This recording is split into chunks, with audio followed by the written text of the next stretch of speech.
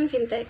Terminologi fintech, terkadang fintech, atau fintech adalah kata baru di mana mengartikan tentang hubungan modern dan terutama teknologi yang terkait dengan internet. Misalnya, cloud computing, mobile internet. Dengan aktivitas bisnis industri jasa keuangan, misalnya pinjaman uang dan transaksi perbankan yang mapan. Teknologi finansial menurut Peraturan Bank Indonesia Nomor 19/12/PBI/2017 adalah penggunaan teknologi sistem keuangan yang menghasilkan produk, layanan, teknologi, dan atau model bisnis baru serta dapat berdampak pada stabilitas moneter, stabilitas sistem keuangan, efisiensi, kelancaran, keamanan, dan keandalan sistem pembayaran. Fungsi penyelenggara teknologi finansial. 1. Sistem pembayaran. Sistem pembayaran mencakup otorisasi, clearing, penyelesaian akhir, dan pelaksanaan pembayaran. Yang kedua, pendukung pasar. Yang ketiga, manajemen investasi dan manajemen resiko. Kategori manajemen investasi dan manajemen resiko antara lain penyediaan produk investasi online dan asuransi online. Yang keempat, pinjaman atau lending, pembiayaan atau financing atau funding, dan penyediaan modal atau capital raising. Kategori tersebut antara lain layanan pinjam-meminjam uang berbasis teknologi informasi atau peer-to-peer lending, serta pembiayaan atau penggalaan dana berbasis teknologi informasi atau crowdfunding. Yang kelima, jasa finansial lainnya. Kewajiban yang harus dipatuhi oleh penyelenggara teknologi finansial yang terdaftar di Bank Indonesia. Menerapkan prinsip perlindungan konsumen sesuai dengan produk, layanan, teknologi, dan model bisnis yang dijalankan. Menjaga kerahasiaan data dan informasi konsumen, termasuk data dan informasi transaksi. Menerapkan prinsip manajemen risiko dan kehati-hatian. Menggunakan rupiah dalam setiap transaksi yang dilakukan di wilayah Negara Kesatuan Republik Indonesia sesuai dengan ketentuan peraturan perundang-undangan yang mengatur mengenai mata uang.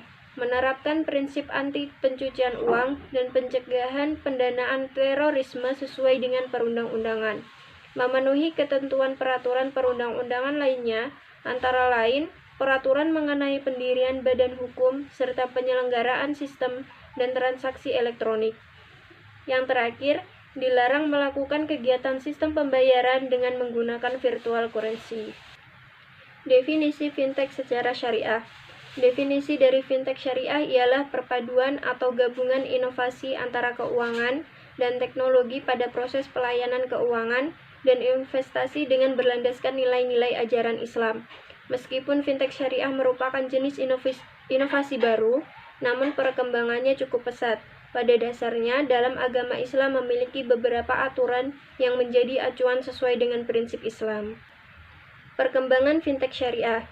Adapun fintech ini merupakan bisnis yang berfokus pada penyediaan layanan keuangan dengan menggunakan software dan teknologi modern. Alasan karena kemunculan fintech bukan untuk menghancurkan incumbents yang sudah sejak lama keberadaannya. Akan tetapi, fintech mengurangi secara perlahan fungsi-fungsi incumbents dengan sesuatu yang lebih baik, lebih cepat, dan lebih murah. Selain itu, tujuan dari adanya fintech harus selaras dengan tujuan dari transaksinya untuk mendatangkan dan memelihara kemaslahatan atau kebaikan sekaligus menghindari dari kemafsadatan atau kerusakan baik di dunia maupun di akhirat. Berkembangnya fintech konvensional diikuti pula dengan perkembangan fintech yang berbasis syariah. Tentu saja terdapat perbedaan antara fintech syariah dengan fintech konvensional. Karena kesesuaian transaksi yang dilakukan tentu saja harus sesuai dengan aturan syariah, baik dalam rukun dan juga syarat dalam akad. Kemunculan fintech syariah sejalan dengan perubahan akan teknologi yang semakin maju, sehingga gaya hidup manusia juga ikut berubah sesuai perkembangan zaman. Produk fintech. Yang pertama, peer-to-peer lending. Peer-to-peer lending atau P2P adalah platform pinjam-meminjam secara online. Melalui platform online transparansi dan keterbukaan informasi yang dapat membuat akses terhadap permodalan menjadi lebih mudah dan terjangkau. Peminjam dengan keterbatasan akses bisa mendapatkan kemudahan proses dan rate yang terjangkau. Di sisi lain, pendana dapat memperoleh alternatif investasi yang lebih menguntungkan dibanding instrumen investasi konvensional. Yang kedua yaitu crowdfunding. Crowdfunding adalah proses pengumpulan dana untuk memulai suatu proyek atau bisnis yang sumber dananya berasal dari jumlah besar orang atau crowd. Pengumpulannya memiliki batas waktu tertentu, misalnya 30-60 hari. Dan prosesnya dilakukan melalui online platform. Pendanaan rakyat adalah sebuah inisiatif untuk mengumpulkan uang bagi sebuah proyek baru yang diusulkan oleh seseorang dengan mengumpulkan investasi berukuran kecil hingga menengah dari beberapa orang lainnya, yakni orang banyak. Yang ketiga yaitu digital payment.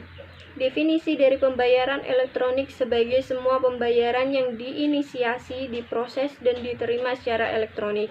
Permintaan e-payment telah muncul karena adanya toko online. Menurut Hartman, tahun 2006, solusi pembayaran elektronik pertama, misalnya perbankan online, sangat terinspirasi oleh transfer bank berbasis akun yang telah ditetapkan. Dasar hukum fintech. Menurut Maria Herminia Sagrado, partner dari firma hukum Makarim dan Taira S, memaparkan bahwa di Indonesia saat ini ada dua lembaga yang berwenang mengatur fintech, yaitu Bank Indonesia atau BI dan Otoritas Jasa Keuangan atau OJK. Dasar hukum fintech syariah. Payung hukum fintech syariah juga berdasarkan Peraturan Otoritas Jasa Keuangan atau POJK 77 tahun 2016 tentang layanan pinjam-meminjam uang berbasis teknologi informasi. Aturan ini memang mengatur secara umum setiap jenis fintech P2P seperti fintech syariah dan konvensional. Kemudian, fintech syariah juga mengacu Fatwa Dewan Syariah Nasional Majelis Ulama Indonesia atau DSN MUI nomor 117/2018 tentang layanan pembiayaan berbasis teknologi informasi berdasarkan prinsip syariah. Peraturan Bank Indonesia nomor 19/12/PBI/2017. Yang pertama, penyelenggaraan teknologi finansial dikategorikan ke dalam sistem pembayaran, pendukung pasar, manajemen investasi dan manajemen risiko, pinjaman, pembiayaan dan penyediaan modal, dan jasa finansial lainnya. Yang kedua, kriteria teknologi finansial adalah sebagai berikut. Bersifat inovatif, dapat berdampak pada produk, layanan, teknologi, dan atau model bisnis finansial yang telah eksis, dapat memberikan manfaat bagi masyarakat, dapat digunakan secara luas, kriteria lain yang ditetapkan oleh Bank Indonesia. Yang ketiga, penyelenggara teknologi finansial yang memenuhi kriteria wajib melakukan pendaftaran pada Bank Indonesia. Pendaftaran dikecualikan bagi penyelenggara jasa sistem pembayaran yang telah memperoleh izin dari Bank Indonesia dan atau penyelenggara teknologi finansial yang berada di bawah kewenangan otoritas lain. Yang keempat, penyelenggara jasa sistem pembayaran yang telah memperoleh izin dari Bank Indonesia dan memenuhi kriteria teknologi finansial tetap harus menyampaikan informasi mengenai produk, layanan, teknologi, dan atau model bisnisnya kepada Bank Indonesia. Fatwa Dewan Syariah Nasional Majelis Ulama Indonesia nomor 117/DSN MUI/2/2018 tentang layanan pembiayaan berbasis teknologi informasi berdasarkan prinsip syariah. Yang pertama, layanan pembiayaan berbasis teknologi informasi berdasarkan prinsip syariah adalah penyelenggaraan layanan jasa keuangan berdasarkan prinsip syariah yang mempertemukan atau menghubungkan pemberi pembiayaan dengan penerima pembiayaan dalam rangka melakukan akad pembiayaan melalui sistem elektronik dengan menggunakan jaringan internet. Yang kedua, pemberi pembiayaan adalah pihak yang memiliki dana dan bermaksud memberikan pembiayaan untuk membantu pihak yang membutuhkan dana. Penerima pembiayaan adalah pihak yang menggunakan dana yang bersumber dari pemberi pembiayaan. Proses pendaftaran Buka Emas di Bukalapak. Download aplikasi Bukalapak di Play Store ponsel. Sebelum masuk di fitur Buka Emas, pengguna harus mendaftarkan akun Bukalapak. Ikuti langkah-langkah dan isi biodata pendaftaran akun yang telah tertera pada aplikasi. Setelah pendaftaran akun selesai, buka fitur buka emas pada aplikasi Bukalapak. Klik menu beli emas, pilih untuk membeli emas dalam menu harga, dan tulislah harga yang ingin diajukan untuk membeli emas. Klik beli, dan tunggu verifikasi akun hingga mendapatkan kode untuk pembayaran. Pilih alternatif pembayaran yang diinginkan dalam beberapa pilihan yang sudah tersedia. Klik bayar, lalu serahkan kode pembayaran kepada pihak alternatif yang dipilih, dan bayarkan dengan batas waktu pembayaran 1 jam dari batas pembelian. Transaksi buka emas.